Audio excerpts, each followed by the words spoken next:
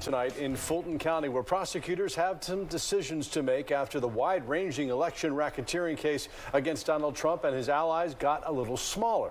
Good evening and thank you for joining us. I'm Russ Spencer in for Tom Hayes. I'm Courtney Bryant. 6 of the 41 charges have been dismissed.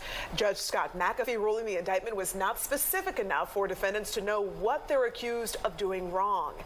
Fox 5 team reporter Randy Travis says it could be a short-term victory for the defense. Randy? That's right, Courtney. Yeah, it's because the judge mentioned in his order that those 6 charges could be re-indicted should prosecutors so choose. Those charges involve solicitation of violation of oath by a public officer. One of the examples in the indictment, when Donald Trump encouraged Secretary of State Brad Raffensperger to find a specific number of votes so Trump could be declared the winner in Georgia. The judge agreed with defense attorneys those 6 charges are too broad and don't specify which part of the Constitution Trump and company are accused of encouraging public officials to violate. Longtime former Gwinnett DA Danny Porter told me it's not a ruling that will torpedo the case itself. As far as Donald Trump's concerned, I think it's a minor victory, and that's basically because it is a repairable defect. What's the harm in just re-indicting it all over again?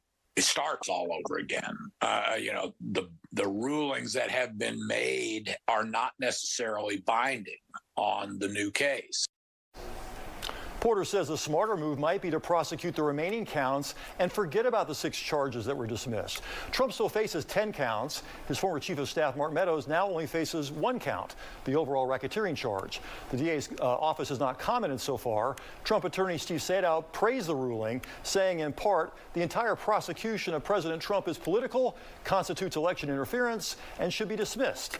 But the judge did not go that far. Yeah, and it's still up in the air whether Fani Willis will have a chance to prosecute this. The judge said he would rule on that this week, right? Friday would be the 2-week deadline, Russ. So, yes, either tomorrow or Friday, we should get a decision about that. Yeah, a lot of developments coming out in this case all in the same week. Yeah, well, that's after a long pause in any developments and arguing in court over Fani Willis. Now we're getting some results. Yeah. All right. Be interesting to see what happens by the end of this week, Randy. We will let you know. All right. Thanks. Randy, thanks.